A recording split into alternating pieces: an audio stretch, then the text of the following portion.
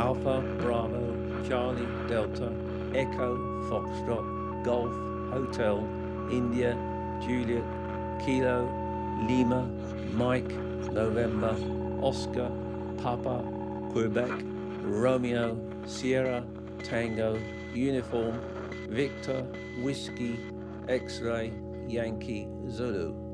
I was about 12, 13 years old. And my father bought me a small electronics kit called 301 Electronics Projects You Can Build. I'd been given a crystal set with a 1 transistor amplifier, and suddenly when I tuned down one end, I heard these people speaking. Mucking about with it. Doesn't respond very well on 80 metres for some reason. It tunes, but the power And I was absolutely fascinated because I had no idea what it was, but I was very interested in what they were talking about. I asked my father and he said, oh, they're radio amateurs. And that was it.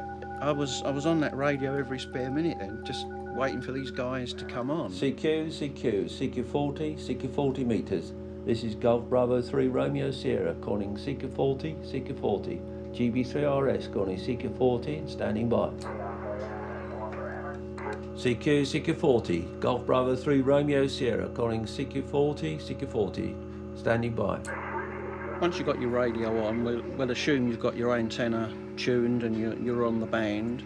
There's 2 basic ways. You can either call a station when he's finished actually talking to another station, or you might hear a station calling out CQ, which is a general call. CQ supposed to mean seek you, looking for you. And in that respect, I sort of liken it to fishing, really, because it's like, you know, if you put your float in the water, you might catch one after the other, and some days there's nobody there. It can be a bit hit and miss. It's a 24-hour thing. If you can't sleep and you get up at 2 o'clock in the morning, you just go into your Radio Shack, switch on, and there's someone there to talk to. You know, because the other half of the world is still awake.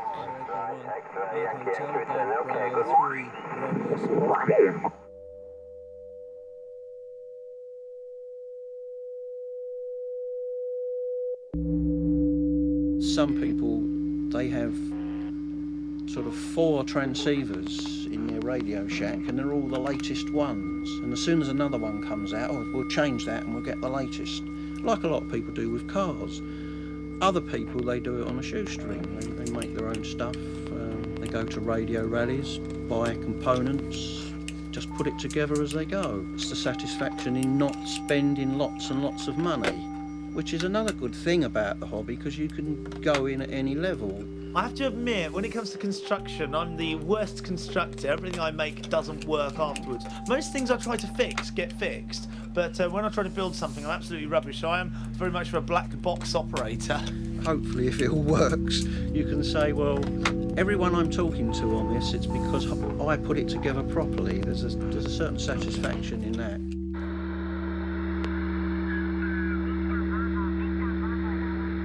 We talk pretty much about everything within the boundaries, but you can't talk about politics or religion. You talk to people on the other side of the world and they can, they might comment about your audio. You might say, well, I'm having a problem with this thing on my transceiver, or, anybody got any ideas? And somebody might come back to say, well, actually, you need to do this. There's so many different facets to the hobby. For instance, my interest is in long-distance communication DXing. I like going to rare countries, rare because there's a few ham radio operators there, and lots of people want to get in contact.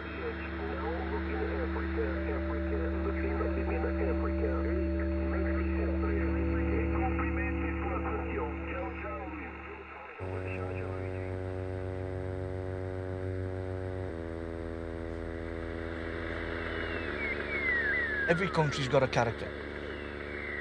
In Canada, Bob V1YX, whenever I hear him, I know 6 meters is open to the States, because you'll hear Bob before you'll hear anybody else, because he's constantly listening to the band. We nickname him Bob the Beacon. Ciao Bob, 72 for your family. All the very best, and I will send my country you. Ciao, ciao Bob. Yeah, ciao, ciao. There's a lot of famous amateurs. You just don't know who you're going to talk to.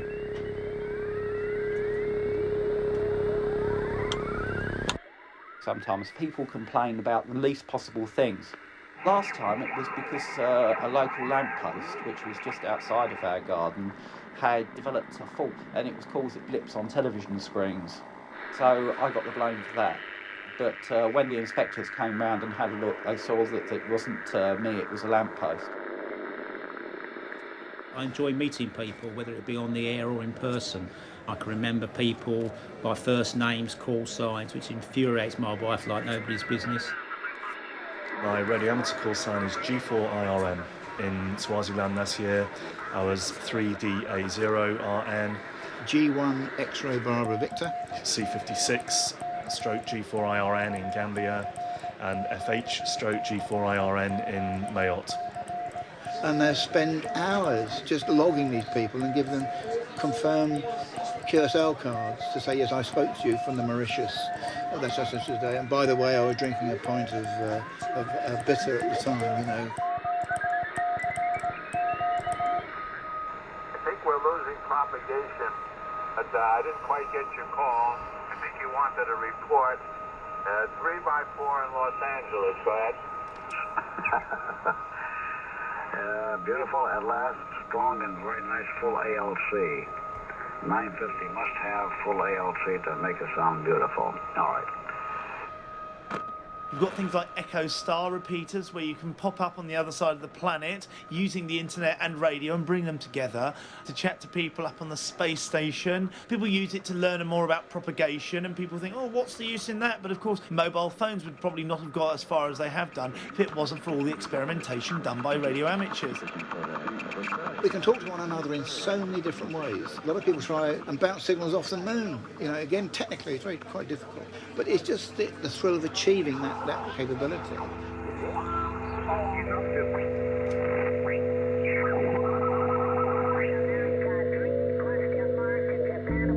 No other real hobby or interest I know can provide that width of options using the ether.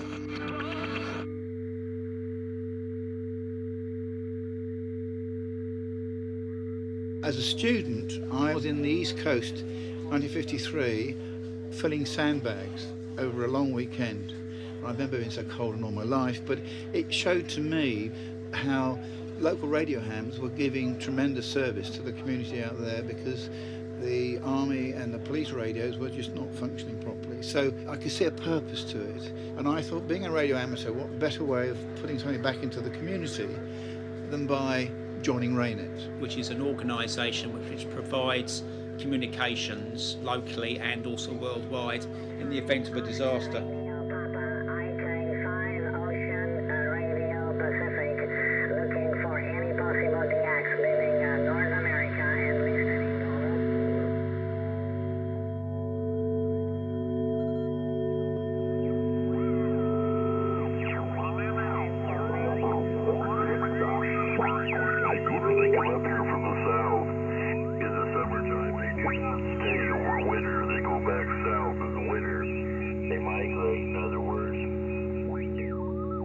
I was on the radio at the time on 9/11 when the aeroplanes crashed, and I was listening to a satellite radio I've got, a world space radio, and that was getting the news live off CNN, and the hams had already heard that the aeroplanes had crashed before the BBC knew anything about it.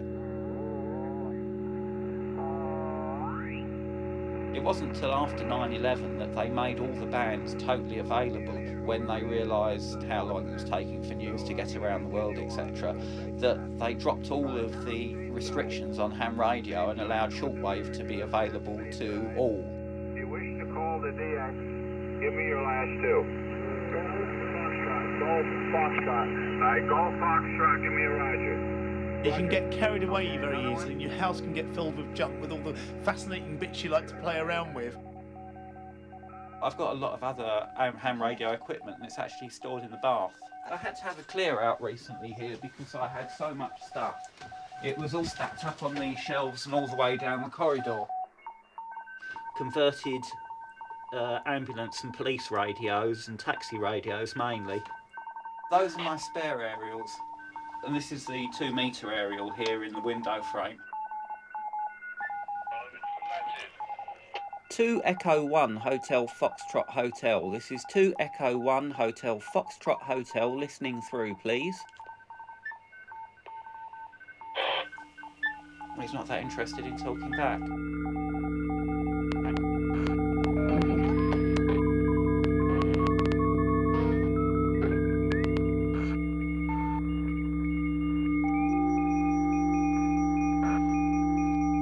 See, after the war, Second World War, there were lots and lots of ex-servicemen who had been in communications, and of course, being able to come into amateur radio, as a lot of them did, they thought it was great because they could continue with what they'd been doing, and they were good at it. And of course, they had all the knowledge of electronics as well. A lot of that's gone now, of course, with the passing of time.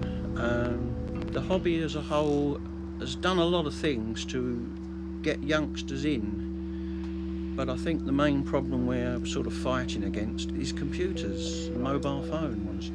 See, going back to when I was 14 years old, if I saw a radio amateur and he was operating mobile in his car, it'd all be homemade equipment. And I would think, wow, he's talking to someone in America from his car. But of course, pick up a mobile phone now, and big deal. Everyone can do it. So it doesn't have that sort of appeal. It does if you're interested in it. You realise that it's something different. But to actually get people in, the first thing they'll say is, well, why? Why do we need to do that? This is 2 Echo 1 Hotel Foxtrot Hotel, 2E1 HFH listening through. This is 2 Echo 1 Hotel Foxtrot Hotel. Can anyone hear me, please, and come back and give me a report?